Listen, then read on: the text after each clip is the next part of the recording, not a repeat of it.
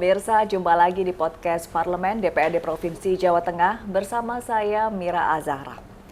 Setiap hari besar keagamaan selalu diikuti oleh kenaikan harga kebutuhan bahan pokok. Bagaimana pantauan DPRD Provinsi Jawa Tengah terkait kenaikan harga bahan pokok di Jawa Tengah jelang Natal 2023 dan Tahun Baru 2024? Saya akan langsung berbincang bersama Ketua DPRD Provinsi Jawa Tengah Bapak Hadi Sumanto SH. Assalamualaikum Pak Manto. Waalaikumsalam Mbak Mira. Apa kabar Pak? Alhamdulillah sehat-sehat. Alhamdulillah. Ya. Giat apa hari ini? Ya biasa, ini tadi habis Forkopimda bersama Forkopimda Provinsi Jawa Tengah dan seluruh Forkopimda Kabupaten Kota 35 terkait sama isunya menjelang Natal dan Tahun Baru dan juga situasi keamanan jelang pemilu. Baik. Tahun 2024. Jadi relate dengan tema kita ya, ya Pak Manto. Sama. Baik, kalau Pak Manto melihat sendiri nih Pak, kita bergeser dulu yang lebih global ya Pak, tentang perekonomian di Jawa Tengah ini. Kalau menurut pantauan Pak Manto di penghujung tahun ini bagaimana situasinya? Ya, terkait dengan pertumbuhan ekonomi kita masih hampir sama dengan nasional di angka 4-5% pertumbuhannya, sehingga ini menunjukkan bahwa geliat ekonomi setelah COVID ini sudah target yang direncanakan pertumbuhan 7% kemarin oleh pemerintah pusat tentunya tidak bisa mencakup itu karena memang situasinya gangguan COVID, dan sekarang sudah tumbuh kembali sehingga ini akan menunjukkan bahwa ekonomi di Jawa Tengah sudah trennya sudah bagus, dan juga angka-angka yang dipatok oleh RPJM maupun dari pemerintah pusat sudah bisa mendekati lah. Kira-kira. Jadi ini menggembirakan tentunya untuk warga Jawa Tengah bahwa ekonomi di Jawa Tengah sudah mulai menggeliat. Namun bagaimana dengan ketersediaan bahan pangan atau sembako ini Pak? Ini jelang hari besar keagamaan dan jelang pergantian tahun selalu sepertinya menjadi tradisi kalau harganya potensinya untuk merangkak naik Pak. Ya, ini sudah menjadi pasar bahwa kalau permintaan naik itu harga mesti naik, kebutuhan akan naik, karena tradisi ini terus berjalan dan seharusnya pemerintah baik itu kabupaten kota tidak berarti tidak ada kenaikan harga, karena tradisinya setiap tahun itu ada dua momentum besar, satu di Lebaran, satu di Natal dan Tahun Baru. Ya. Karena orang pun menabung setiap hari, setiap bulan mereka menabung, itu habisnya di situ. Oh iya, iya. Ya kan, Lebaran mereka mesti beli banyak baju baru, kayak gini Tahun Baru juga begitu, bepergian sudah punya rencana. Itu kebanyakan habis. Ya, orang merantau pulang nanti dia nabung, nanti dihabiskan di kampung. Jadi itu sudah menjadi habit masyarakat Indonesia. Ya, ini makanya masalah-masalah itu harusnya terkait dengan inflasi, memang terjadi inflasi di saat-saat itu. Dan itu perlu hal-hal yang kecil itu sebetulnya kita bisa mengantisipasi, misalnya cabai itu menjadi indikator inflasi gede itu termasuk cabai, padahal kita lihat cuma cabai aja. Iya. Ya kan, coba pemerintah dengan masyarakat kesadaran ditumbuhkan, nanam saja 5 pot saja per rumah, mereka sudah bisa mencukupi kebutuhannya. Jadi ini harus diedukasi kepada masyarakat untuk swadaya ya, supaya tidak tergantung supaya tidak menjadi, bukan, kalau cabai kan sebetulnya masalah yang bukan primer, kebutuhan primer toh ini ya, tetapi orang sudah seneng makan cabai itu, kalau nggak pakai cabai ya nggak enak. Kalau Pak Manto suka makan cabai? Oh iya, sama aja. Semuanya ini seneng kalau orang-orang Indonesia. Jadi menjadi pemicu inflasi. Ya kalau beras mungkin juga pemicunya karena ini naik, kemudian kenaikan harga yang lain juga memicu. Maka itu perlu ada penanganan khusus yang bisa mengerem inflasinya supaya tidak naik, walaupun itu hanya hal-hal yang kecil. Baik. Nah, gitu. Nah, ini kan juga perlu adanya koordinasi dari pemerintah daerah, kabupaten, kota ya Pak, untuk selalu memantau harga di pasar atau dengan operasi pasar begitu Pak. Sejauh ini seperti apa Pak? Apakah sudah dilaksanakan? Ya operasi pasar masih ada, baik itu di kabupaten, di pemerintah provinsi juga ada untuk mengerem ini kan, juga di Bulog juga, kemudian di Dinas Ketahanan Pangan. Tapi itu kan seperti saya sampaikan bahwa setiap tahun ini momennya ini, kalau mencegah itu udah nggak bisa, dan itu juga menumbuhkan ekonomi yang lain.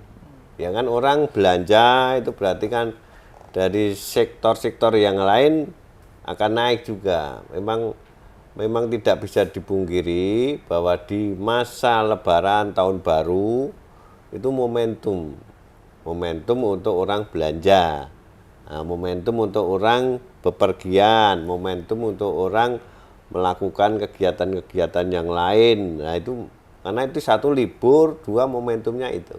Ya. Nah itu akan mengangkat perekonomian juga. Ya, karena ini sudah menjadi momentum dan itu secara tidak langsung mengangkat perekonomian. Iya. Jadi menurut DPRD Provinsi Jawa Tengah hal itu adalah hal yang wajar begitu Pak? Ya wajar karena itu memang tradisi. Mungkin di negara lain nggak ada Lebaran. Nah, tahun baru mungkin ada lah. Tapi kalau Lebaran, tahun baru kayak gini, ini kita kan banyak momentum. Nah, momentum ini kita gunakan. Belum lagi mudik ya Pak, itu juga tradisi. Nah, itu di Lebaran itu kan mudik juga. Sekali lagi mereka bekerja setahun dihabiskan di dua momentum itu. Baik, Pak, kalau dengan Dewan ini kan tupoksinya pengawasan, begitu ya Pak. Bagaimana untuk mengawasi kabupaten kota ini? Apakah juga sudah menggunakan teknologi supaya pengawasannya lebih mudah, begitu Pak, untuk ketersediaan bahan pokok ini? Kan kita di bahan pokok itu ada Bulog, kemudian ada perusahaan-perusahaan, ada masyarakat, ada koperasi dan sebagainya. Itu kita kan semuanya punya apa itu ketersediaan dia sendiri-sendiri. Karena mereka juga berusaha dan juga di saat-saat seperti itu mereka punya yang namanya instingnya masing-masing. Nah, tinggal pemerintah mengharmonisasi ini. Oh ini harganya naik ya, kita supaya masyarakat bisa membeli itu ada operasi. Oh ini harga cabai naik, ya itu harus ada apa itu pengereman. Sekarang sudah sampai 100.000 lebih harga-harga cabai, dan itu apa itu mempengaruhi sekali inflasinya. Karena itu diputar terus setiap TV kan, berarti kalau harganya naik itu di TV itu juga mempengaruhi. Iya, media juga berpengaruh. Iya, makanya itu harus ada desain bagaimana hal yang sifatnya tidak terlalu apa itu primer gitu, gitu bisalah itu mengerem. Jangan terlalu murah juga. Kalau murah juga kan nanti petaninya siapa yang mau menanam dengan harga cabai 10.000, 5.000 gitu kan kasihan. Jadi harus ada selaras. Kira-kira mereka itu mendapatkan penghasilan yang cukup dengan harga yang bisa terjangkau oleh masyarakat. Baik, ini DPRD kan wakil rakyat begitu ya Pak. Kalau Bapak melihat ini daya beli masyarakat Jawa Tengah sejauh ini bagaimana menurut Pak Manto? Ya kalau kita melihat memang beberapa kemarin itu kan juga ada penurunan, tapi sekarang udah bangkit, lama-kelamaan dan bangkit, dan ekonomi. Yang penting pendapatan masyarakat. Kalau pendapatannya bagus, itu akan mempengaruhi yang lain. Karena sektor ini adalah UMKM ini juga menopang. Nah, UMKM ini juga harus ditopang dengan pendapatan-pendapatan yang lain. Jadi tidak harus murah. Karena harus murah mereka rugi, biasanya petani murah, gitu kan rugi mereka, nggak mau nanam. Apalagi sekarang tanaman padi ini sekarang harganya kan tinggi nih. Karena apa? Karena situasi kemarin panas yang lama, Kemudian negara-negara lain juga sama. Itu juga berpengaruh pada Berpengaruh produktivitas. produktivitas, negara lain juga mau impor susah. Nah, makanya mulai sekarang harus ada yang namanya desain untuk bisa menstabilkan harga itu. Ya jangan terlalu murah. Kalau beras terlalu murah nanti impornya sekarang nggak dibuka, akhirnya harganya kan naik nih. Iya, iya. Nah, sana juga begitu, pengaruh takut kalau negaranya sana itu kekurangan pangan juga. Baik, tadi Pak Manto menyinggung tentang menstabilkan harga, ini juga ada kaitannya dengan produktivitas petani, apalagi habis kemarau panjang, ini baru diguyur hujan begitu ya. Nah, ini kalau tidak salah di waktu di Karanganyar, Pak Manto juga menyuarakan ini tentang inovasi Mina Padi begitu ya Pak ya. Mina Padi itu menanam padi juga sekaligus bisa panen ikan begitu ya Pak? Itu apakah juga sudah tersosialisasikan kepada para petani di Jawa Tengah ini, Pak? Ya, mau sebagian sudah bisa. Mereka itu sebetulnya kita hanya menyampaikan ada plot kecil-kecil, plotting kecil-kecil. Itu mereka akan berinovasi. Pada dasarnya orang berusaha itu kan akan mendapatkan penghasilan yang cukup. Iya. Kemudian mereka bisa melakukan, teknologinya bisa melakukan. Itu akan tertarik. Kalau dikasih Begitu aja gitu. diplot gitu aja, rugi mereka gak mau. Iya, Makanya di samping padinya bagus karena ini nanti juga menjaga apa itu siklus hama tanaman bisa dimakan itu. Kemudian jika bisa panen ikan. Nanti kan ada dua sumber, panen padi, panen ikan. Itu juga menghasilkan. Tetapi ini kan perlu ada sosialisasi dan juga petani itu juga tidak gampang terpengaruh karena kalau mereka secara tradisional melakukan itu akan terus dilakukan. Nanti kalau sudah 2 atau 3 kali temannya sudah berhasil baru mereka melakukan. Itu biasa. Kan orang harus melihat dulu gimana ini prospeknya kan begitu. Kalau prospeknya susah ya nggak usah kan begitu. Setelah trust baru melakukan. Lakukan itu. Baik. Kalau bicara tentang momentum, kebanyakan ini momentum ini bisa saja dimanfaatkan oleh pihak-pihak yang nakal begitu ya Pak. Adanya aksi penimbunan, nah pengawasan dari DPRD seperti apa Pak? Ya kita sampaikan kepada baik jajaran Dinas Pertanian, Peternakan, Dinas Ketahanan Pangan, dan juga dengan aparat-aparat itu, aparat dari kepolisian bahwa stoknya tadi disampaikan Bulog aman, kemudian BBM juga aman untuk Natal dan Tahun Baru, keamanan baik Polri maupun TNI juga aman. Jadi kita pantau terus, kita sampaikan karena ini mewakili masyarakat, tentunya kita akan sampaikan koordinasi supaya nanti bahwa di saat orang melakukan kegiatan libur itu kan tadi seneng. Nanti di jalan itu juga harus lancar, mungkin ada macet-macet sedikit, ya itu karena orang makan ke situ semua. Biasanya di rumah tidur mereka akan keluar, menghasilkan, mengeluarkan uang untuk kebutuhan mereka. Jadi itu harus dijaga betul supaya masyarakat yang punya keinginan, misalnya belanja, punya keinginan berwisata, berkuliner, itu terjaga dengan senang. Baik, jadi ini sinergitas TNI, Polri, dan pemerintah ini berjalan bersama begitu ya Pak, bukan saja untuk mengendalikan harga bahan pokok, tapi juga keamanan dalam merayakan Natal dan Tahun Baru ini juga perlu diantisipasi. Nah tadi kembali ke aksi penimbunan tadi Pak, kalau di Jawa Tengah sendiri menurut pantauan Bapak, apakah sudah tercium adanya aksi itu? Dari laporan belum ada. Belum ada. Ya, nanti kita akan koordinasi terus supaya sekali lagi kesetaraan, kestabilan harga antara produsen dan konsumen itu supaya tidak terjadi jomplang. Maunya harganya turun, ini kan dari segi produsen ini kan juga rugi, mereka masih akan produksinya akan seret dan jadi konsumen sendiri juga mintanya kan rendah, jadi harus ada kestabilan. Kekuatannya seperti apa supaya ini bisa berjalan terus. Harga patokannya segini, kalau barangnya kurang mesti akan naik kan begitu. Nah, ini harus dijaga. Baik, tetap harus dijaga. Upaya konkret dari DPRD Provinsi Jawa Tengah, Pak, untuk menstabilkan harga bahan pokok jelang Natal dan Tahun Baru ini. Kalau apa konkretnya saja? kan ikan pasar. Ya, Ya, pemerintah sudah mematok harga misalnya beras di angka 10.000 sekian. Tadi harga sekarang sudah mencapai 13.000. Ya kan karena untuk mengontrol biar itu ada harga eceran tertinggi atau HET itu kan harus ada operasi pasar yang terus dilakukan secara ya masif bisanya begitu, Pak. begitu mengurangi. Nah, HET-nya sekarang dari pemerintah sekarang 10.000 ini sudah 13.000. Nah, ini kan supaya nanti tidak sampai jadi 20.000, kan bisa. Jadi maka ada operasi pasar supaya nanti bisa dikendalikan lah begitu. Karena ini susah kalau pasar ini kan perdagangan bebas. Ya. Kalau barangnya banyak mesti turun. Nah, kan barangnya kurang malah dikendalikan di angka yang bisa masyarakat bisa menjangkaunya.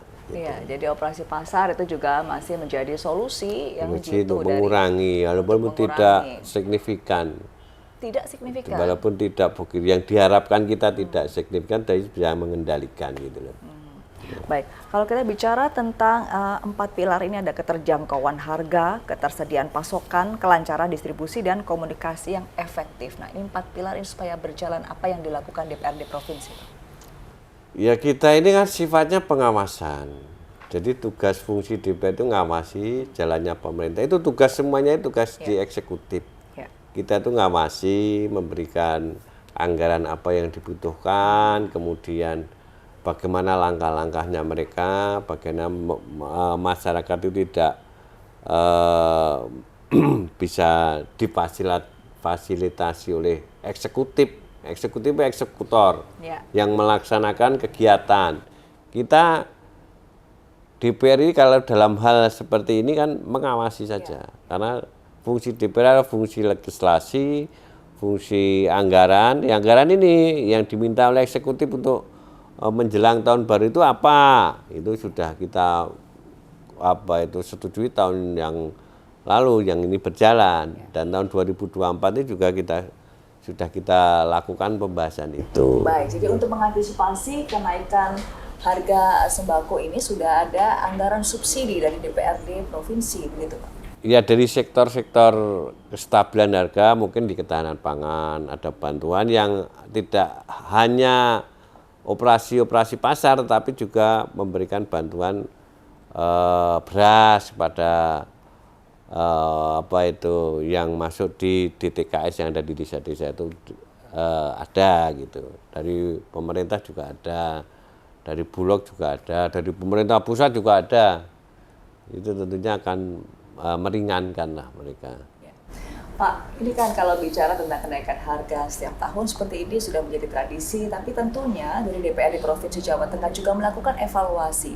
Kalau evaluasi dari tahun ke tahun, dari tahun 2022 yang lalu Pak, bagaimana Pak Manto melihatnya? Tentunya ini adalah tanggung jawab kita bersama, tanggung jawab pemerintah, masyarakat, terkait dengan situasi. Seperti saya sampaikan, orang menabung hanya untuk momentum ini terjadi karena memang ledakannya di situ. Ya, kita hanya menjaga supaya naiknya tidak terlalu tinggi kan begitu. Pemerintah maksud kami, pemerintah itu eksekutif dan dengan DPRD dengan persetujuan kebijakannya ini akan memberikan supaya harga-harga di saat-saat ini melambung, harga naik pasti akan naik karena permintaan ini pasar nggak bisa dibendung, iya kan, pasar nggak bisa bendung, orang beli kan banyak, barangnya dikit mesti kan naik. Nah, itu ada banyak orang beli, barangnya stok barangnya sedikit, iya, kan ada kenaikan harga dan itu sudah dari dulu. Yang penting ada hal-hal yang bisa dilakukan, kita lakukan. Yang bisa dilakukan ini ada edukasi, misalnya cabai itu tadi, ya itu kan sebetulnya nggak menjadi pokok kan, sekunder saja toh itu. Beras yang menjadi pokok kenaikan Pak. Iya, jadi makanya itu ini inflasi, urusannya dengan inflasi. Jadi indikator yang utama tahun 2002 itu malah yang inflasi kenaikan itu di cabai. Nah, ini seharusnya bisa diantisipasi dengan sistem yang diberikan oleh pemerintah daerah untuk bisa ngasih nanam cabai 5 pot di rumah gitu kan, nanti bisa mengurangi. Harganya tidak sampai 150.000, 100.000 gitu kan. Menjadi apa itu, inflasinya terlalu tinggi begitu. Inflasi di harga cabai tadi. Enggak, mempengaruhi yang lain. Mempengaruhi. Kayak indikator kenaikan harga itu inflasi kan 2,3 ini tahun ini. Itu kalau cabainya bisa ditekan mesti bisa 2 kan begitu. Baik, Pak, tadi Bapak juga sempat mengatakan bahwa sudah melakukan koordinasi dengan pemerintah kabupaten kota, juga melalui Bulog begitu ya Pak. Nah ini kalau Bapak melihat potensi kenaikan harga ini apakah merata di seluruh Jawa Tengah atau hanya di beberapa daerah? Oh, ini seluruh Indonesia. Kalau harga beras naik itu seluruh Indonesia karena penghasilan produknya terbatas. Kalau dulu kan murah, mungkin harganya masih di bawah. Ini kan paling tinggi sejak beberapa tahun terakhir. Impornya gampang, tinggal ambil impor kan barang ada, kemudian harga turun. Sekarang susah, produksi kita terbatas, impornya juga masih impor loh kita. Impor tapi tidak sebanyak tahun-tahun yang lalu. Ya kalau dibandingkan ini kan terjadi di seluruh Indonesia ya Pak. Jadi semua provinsi mengalami hal yang sama. Iya. Saat Natal dan Tahun Baru. Nah kalau di Provinsi Jawa Tengah ini kenaikannya apakah juga sama dengan provinsi yang lain atau di sini bisa ditekan begitu Pak? Kenaikannya kita di angka 13 ribuan, mungkin ya nggak sebegitu besar dengan kabupaten provinsi yang lain. Ya mungkin ya sama lah atau dikit, mungkin di DKI kan lebih mahal. Di angka 13-an ribu kalau beras medium itu. Baik, jadi untuk stok ini masyarakat bisa dibilang stok Jawa Tengah aman begitu ya Pak? Iya, karena kita penghasil beras nomor 2 seluruh Indonesia, Jawa Tengah ini. Itu yang membedakan Jawa Tengah. Iya, iya. Baik, terakhir Pak untuk himbauan masyarakat Jawa Tengah untuk jelang Natal dan Tahun Baru. Ya himbauannya ini adalah momentum, jadi ini tradisi kita, tentunya hati-hati, kemudian juga harus berhemat juga untuk bisa membelanjakan kebutuhan-kebutuhan yang bisa nanti dilakukan terkait dengan situasi memang ini menjadi bagian dari diliburkan oleh pemerintah tahun baru Natal dan Tahun Baru, nanti juga sebentar lagi juga ada Lebaran. Tentunya kita harus bisa mengmanage baik itu keuangan, kemudian waktu, dan itu menjadi kebutuhan kan sekarang orang bepergian, orang berkreasi, itu yang penting kita jaga. Kita inginnya berlibur, tapi kalau tanpa kehati-hatian kita kan nanti juga kurang enak bagi kita semuanya. Baik, itu himbauan untuk masyarakat Jawa Tengah, jadi tetap hati-hati begitu ya. Yeah. Dan konsumsinya juga harus tetap bijak begitu ya. Yeah. Tapi sepertinya bukan hanya bijak untuk mengkonsumsi kebutuhan pokok saja. Ini yang tidak kalah penting adalah bijak bermedia sosial tentunya. Nah ini kenaikan harga pangan ini juga bisa dibuat berita-berita yang hoax, itu juga membuat aksi panic buying tentunya untuk masyarakat. Nah untuk antisipasi itu dari kacamata DPRD Provinsi seperti apa Pak? Ya intinya kan masyarakat sudah paham malu situasi harga Natal Tahun Baru itu mesti ada kenaikan. Jadi masyarakat Jawa Tengah ya, sudah cukup cerdas begitu udah ya? paham, dan tentunya berita-berita tentunya kita kan juga harus bisa menyeleksi bagaimana sumber berita dari mana, kemudian situasi lapangannya bagaimana, itu kita akan sesuaikan sendiri tentunya. Ya. Kalau DPRD Provinsi ini apakah juga sidak ke kabupaten? Iya, komisi-komisi itu setiap hari kan ada kegiatan agenda sidak terkait dengan di pasar, kemudian kalau di sektor pertanian juga ada, perikanan juga ada. Tentunya ini kan menjadi perhatian dari eksekutif. Jadi DPRD itu hanya ngawasi saja, tidak mengeksekusi, tidak tahu itu posisinya pelaksanaannya itu seperti apa, tapi setelah terjadi kita akan memberi masukan mereka. Baik, jadi komisi-komisi sudah melakukan sidak Iya. di 35 kabupaten kota. Hasilnya bagaimana Pak sejauh ini pantauan? Dari laporan-laporan masih bisa terkendalikan dengan baik. Ya, situasi juga sudah masih baik kan gitu. Dari laporan ini terkendalikan dengan baik. Ini dari sisi mana Pak? Dari sisi masyarakatnya atau dari sisi pedagangnya Pak? Baik itu masyarakat tentunya kan tidak bisa semuanya baik kan. Ya, tentunya belum bisa yang diharapkan oleh masyarakat.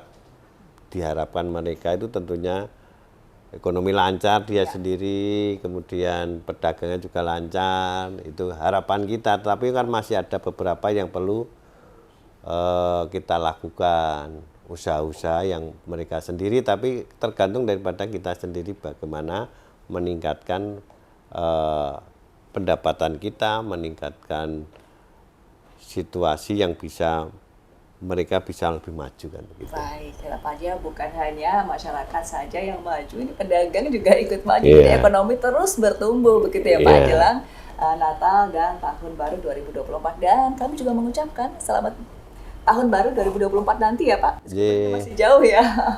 Baik, terima kasih Pak Manto. Iya, terima sudah kasih. berbagi perspektif dalam podcast Parlemen DPRD Provinsi Jawa Tengah, dan semoga informasi ini bisa bermanfaat untuk Anda pemirsa. Terima kasih Anda sudah menyaksikan. Saya Mira Azhar pamit undur diri. Sampai jumpa.